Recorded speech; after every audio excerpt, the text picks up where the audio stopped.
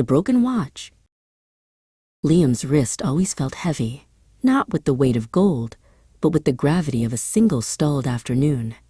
The silver watch was an elegant heirloom, its face pristine, but its hands were paralyzed at 3:15. For Liam, the world had effectively stopped in that precise notch of time 20 years ago. It was the moment the gears of his childhood had ground to a permanent halt. He remembered the smell of Ewan's heavy wool coat, damp from the autumn rain and smelling of faint tobacco. It was exactly 3:15 when Ewan had knelt on the wooden porch, pulling Liam into a hug that felt like an unbreakable fortress. "I'll be back before the big hand hits the 12, Ewan had whispered. But the big hand never moved again, and the fortress became a memory. As a grown man, Liam wore the watch every day. He found himself tapping the glass during long meetings, or pressing it to his ear in the middle of the night, searching for a ghost of a sound.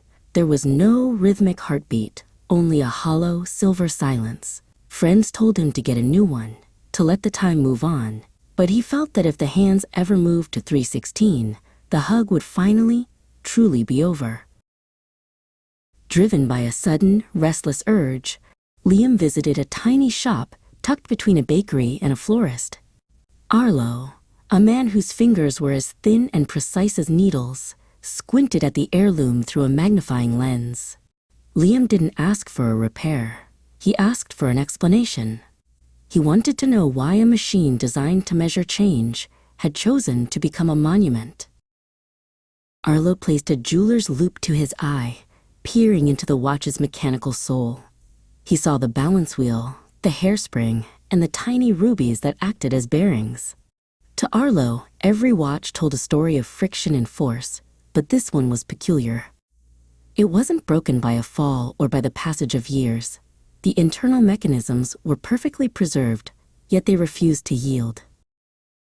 "The spring is tense," Arlo whispered, handing the watch back to Liam. "It has all the energy it needs to move, but the escapement is locked tight. It's as if the watch is holding its breath, Liam. I could force it to tick, but I think the metal has forgotten how to let go." Liam took the watch back, feeling the cold metal vibrate with a potential that refused to manifest. Liam sat on a park bench later that day, the afternoon sun casting long, golden shadows across the grass. He looked at the frozen hands and realized he had been holding his breath too. Grief wasn't just a sadness, it was a preservation act. He had kept Ewan alive by refusing to let the clock strike 3:16, turning his own wrist into a graveyard for a single perfect second. A small boy named Finn ran past, chasing a bright red ball that had escaped his grasp. Finn tripped near Liam's feet, and his father quickly hurried over to scoop him up, checking for scraped knees before pulling him into a messy, laughing embrace. Liam watched them, his thumb tracing the jagged crown of his own watch. Their hug was fleeting and moving, literally moving through time. He understood then that Ewan wouldn't have wanted a monument of silence. Ewan had been a man of motion, of laughter, and of "see you soon." By freezing that last hug, Liam had stopped the story from reaching its next chapter. Love wasn't the ice that preserved the flower. It was the water that allowed the next one to bloom. The watch was a gift of a moment, not a life sentence. Liam didn't fix the watch. Instead, he bought a simple leather cord and hung the silver timepiece around his neck, resting it against his chest where the silence felt like a second heartbeat.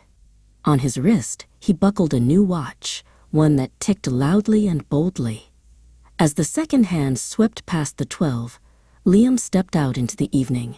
He was finally ready to see what 3:16 looked like.